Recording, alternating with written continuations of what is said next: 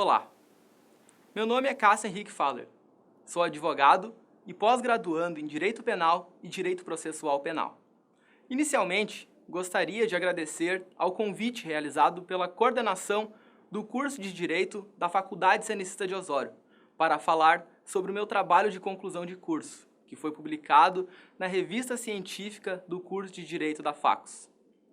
O artigo científico elaborado teve como título A tipificação penal em homicídios de trânsito, discussão acerca do dolo eventual e da culpa consciente, e teve a orientação do professor mestre Vinícius Gil Braga.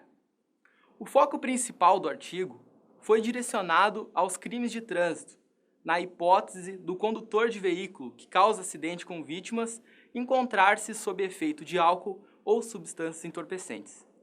Também foi levado em consideração o grande clamor da sociedade para que seja feita justiça nesses casos, oportunidade em que foi citada, inclusive, a campanha veiculada na televisão que se chama Não Foi Acidente, em que se busca convencer a sociedade de que deve haver uma punição mais severa a motoristas embriagados. O Código de Trânsito brasileiro e o Código Penal não trouxeram um dispositivo próprio para falar diretamente sobre essa questão, restando aos aplicadores da lei a análise e solução do referido problema. Assim, surge a discussão. Na hipótese de acidente de trânsito que alcançou o resultado morte, no qual o condutor do veículo automotor, responsável pelo mesmo, encontrava-se com capacidade psicomotora alterada em razão da influência de álcool ou de outra substância psicoativa que determine dependência. Dito condutor incorrerá nas sanções do artigo 121 do Código Penal, pela aplicação da teoria do dolo eventual, ou do artigo 302 do Código de Trânsito Brasileiro, por homicídio culposo. Embora a maioria dos doutrinadores de renome do direito penal entenda pela inaplicabilidade do dolo eventual, em casos semelhantes, isso não é o que acontece na prática. Normalmente, o causador do acidente acaba denunciado como incurso nas sanções do artigo 121 do Código Penal, podendo, posteriormente, ser julgado pelo tribunal do júri. Demonstrada, de forma superficial, a diferença entre os institutos, percebemos a grande injustiça que pode ocorrer caso a conduta seja descrita equivocadamente. Isso porque, caso utilizada de forma errônea a teoria do dolo eventual, o réu poderá ser levado a julgamento pelo tribunal do júri, com a hipótese de aplicação de uma alta pena. Desse modo, diante dessa não pacificação de entendimento até os dias de hoje, resolvemos fazer uma análise do tema sob a ótica da teoria do delito, a fim de se verificar qual o meio mais correto de aplicação da lei. Durante a elaboração do trabalho, também percebemos a necessidade de analisar as teorias causalista e finalista da ação, a fim de verificar inicialmente a diferença entre ambas, para depois escolher qual a linha de raciocínio que seria tomada. Pela teoria finalista, o agente deve prever futuras consequências de sua ação, de modo que pode agir de maneira diversa para evitar um resultado diferente do pretendido. Por essa razão, essa teoria é a mais correta para a análise do dolo eventual, pois esse instituto, inclusive, é aplicado quando o agente prevê um resultado futuro e aceita o risco de produzi-lo. Na sequência, foi realizada uma análise da culpa e do dolo, tendo como base, principalmente, as doutrinas de Zaffaroni e Klaus Roxin. Inicialmente, sobre a culpa, esta é dividida em consciente ou com representação e culpa inconsciente ou sem representação. Na culpa consciente, que é o foco do artigo científico, o agente representa a possibilidade de produção do resultado e, na inconsciente, o agente pensa ter o conhecimento da situação, mas não o atualiza e não representa, acabando por não ter a consciência do perigo. Sobre o dolo, em análise ao nosso Código Penal, percebemos que há a divisão em duas espécies, o dolo direto e o dolo indireto. O dolo direto se configura quando o agente quer efetivamente cometer a conduta descrita no tipo, conforme descrito na parte inicial do artigo 18, inciso 1 do Código Penal. Já o dolo indireto, considerado como a segunda espécie, é subdividido em alternativo e eventual.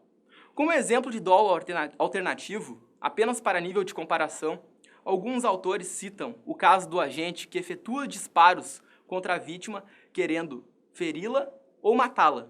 Assim, verifica-se que o dolo alternativo seria uma mistura entre o dolo direto e o dolo eventual.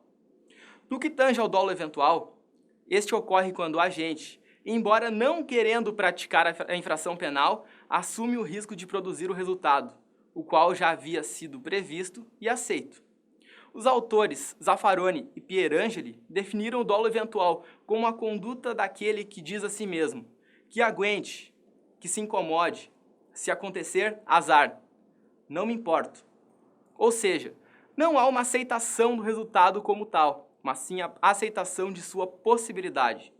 Contudo, a vontade, que representa a essência do dolo, também deve estar presente no dolo eventual. Insuficiente, desse modo, a mera ciência da probabilidade do resultado ou a atuação consciente da possibilidade concreta da produção desse resultado, mas sim uma relação de vontade entre o resultado e o agente. Desse modo, sob a ótica da teoria finalista e após um breve estudo acerca do dolo e da culpa, percebemos que seria inviável se falar de dolo eventual no problema em tela. Ou seja, mesmo que o condutor do veículo esteja sob efeito de álcool ou de substâncias entorpecentes, em que pese tenhamos que analisar sempre o caso concreto para termos uma certeza do enquadramento penal, o mais correto a fazer é enquadrar o condutor no tipo definido no Código de Trânsito Brasileiro. Fora aquelas hipóteses em que o agente já havia demonstrado intenção efetiva de ceifar a vida da vítima, nesses casos em que o ofendido e o agente sequer se conhecem, mostra-se complicado termos a certeza de que o condutor assumiu, de fato, o risco de produzir um acidente com vítimas, prevendo a possibilidade de que poderia matar alguém. Ainda, considerando todo o estudo realizado, que atenta pela dificuldade de enquadrar a conduta do agente como dolo eventual, percebe-se que a influência exercida pela mídia tem um forte efeito, tanto que diariamente presenciamos os mais variados meios de comunicação casos onde o próprio repórter que traz a notícia já enquadra o fato como dolo eventual, referindo que o indivíduo agiu assumindo o risco de matar. Não há dúvidas de que a mistura de álcool e direção pode causar graves problemas. O motorista alcoolizado não consegue conduzir o veículo automotor em condições normais, havendo grande probabilidade de causar um acidente. Mas para que essa questão seja dirimida, necessitamos de políticas públicas que sejam capazes de enfrentar o problema, a fim de que seja banida a presença de tais condutores em nossas estradas. Ou até mesmo, uma maior punição aos motoristas imprudentes, levando-se em conta, logicamente, a proporcionalidade atinente ao excesso. Ainda, deve ser considerado que é muito importante a análise do caso em concreto, observando-se sempre o princípio do indúbio pro réu. Somente deste modo, com a análise concreta do caso, de acordo com as provas produzidas, é que poderemos emitir um juízo de opinião, podendo-se chegar ao mais correto enquadramento, mas devendo sempre se ter muito cuidado para não confundir os institutos, pois isso poderá dar graves e irreparáveis consequências. Finalizando, este foi um resumo das questões abordadas em meu trabalho de conclusão de curso, que está disponível na biblioteca da instituição e também na revista eletrônica do curso de Direito. Mais uma vez, agradeço o convite e parabenizo o curso de Direito da Facus pela criação deste espaço. Muito obrigado.